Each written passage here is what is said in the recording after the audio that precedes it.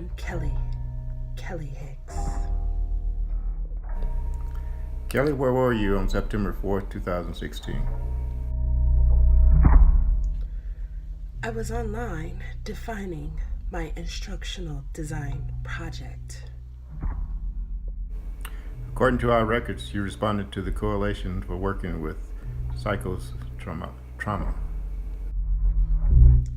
Yes, I went to the UN Volunteer online website where I saw that this organization needed someone to make videos and edit them and make them into a course for their pragmatic empowerment training program. Pragmatic Empowerment Training Program? Yes, the training program, they said they needed to help professionals who were already working with people who had experienced traumatic events in their life, such as war or a natural disaster. So how familiar were you with this material? No, I was not familiar with populations that work with traumatic events or even the organization. I had to fully research what they did and how they wanted to help people. What did you find?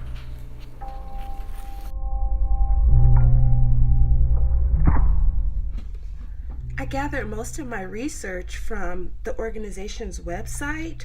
I looked into social work websites, mental health websites, any organization that had already gathered real data about this kind of help and the material needed to educate the professionals.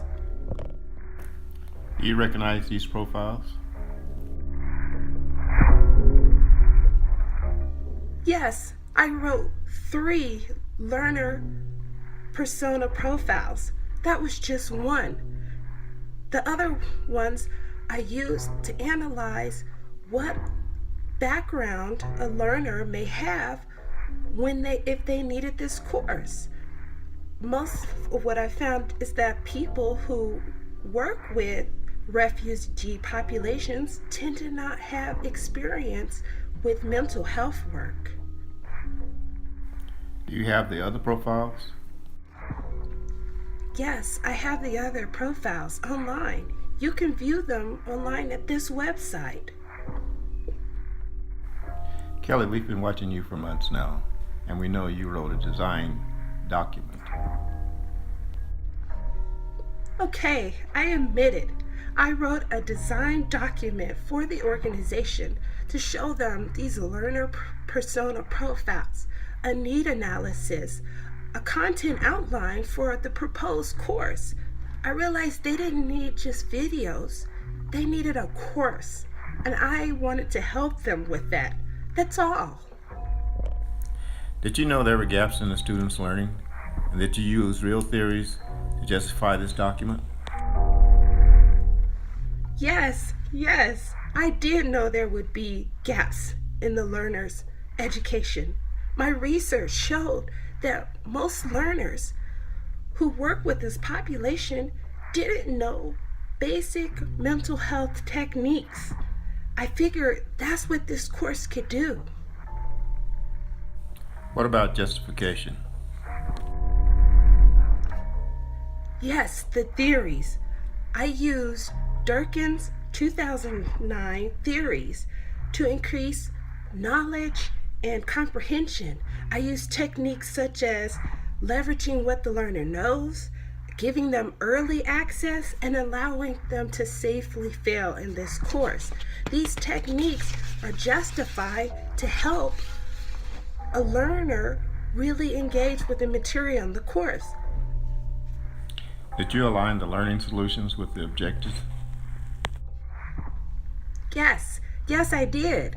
For instance, one of my learning objectives was for the learner to be able to explain 3 characteristics of human rights or civil society. I aligned this by preparing a course that defined International Bill of Rights, three characteristics of human rights based on the UN's explanation, as well as explaining international principles such as humanitarian law, which encompasses civil society. And to align this, I made a game that presented the information as well as tested their knowledge of this information in a quiz bowl. I also used techniques such as an infographic, which was also designed to align with these objectives. And lastly, I wanted to align the objectives by making sure the learner of this course could write out what these concepts meant. I need to see that to prove your expertise. Yes, here, you can see.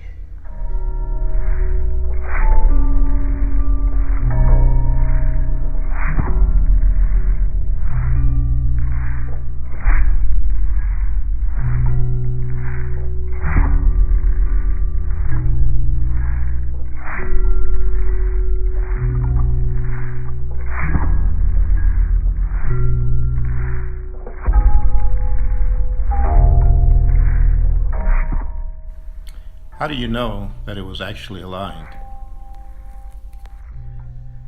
For the assessments, like I said, I designed a game. It was designed in a quiz bowl fashion, so they had to answer the questions, test their knowledge, but they had to answer correctly or they couldn't proceed. I also embedded in the game where to find the information if they were having a difficult time finding the answers. And lastly, to make sure that I'm truly testing what the learner learned in this course, I asked them to write an open-ended question that they needed to answer. That way, the trainer or the teacher could review the material and make sure that their learners truly understood this one concept. That sounds great and all, Ms. Hicks, but what about the evaluation plan? Oh, yes, definitely. Evaluations are the most important part of any learning solution or design document. I wanted to ensure that my learning objectives were being met and followed. In order to do this, I decided I needed to evaluate and look at how many people were playing this game, or did they just bypass the game? I looked at the level of competency in the quiz bowl games, how many answers were correct and how many were incorrect. And I also needed to look at the level of satisfaction with the module course. To do that, I just simply asked the learner, are you satisfied with this course? Are you getting the information that you needed and that you wanted? And again, with the essay, having it in written form, I was able to see if the learner truly comprehended the material because they would need to write out their thoughts. This is how I aligned my objectives with the activities and with the evaluation of the entire course. Okay, Ms. Hicks, you're off the hook for now for the case of the instructional design project, but know that I will be watching you.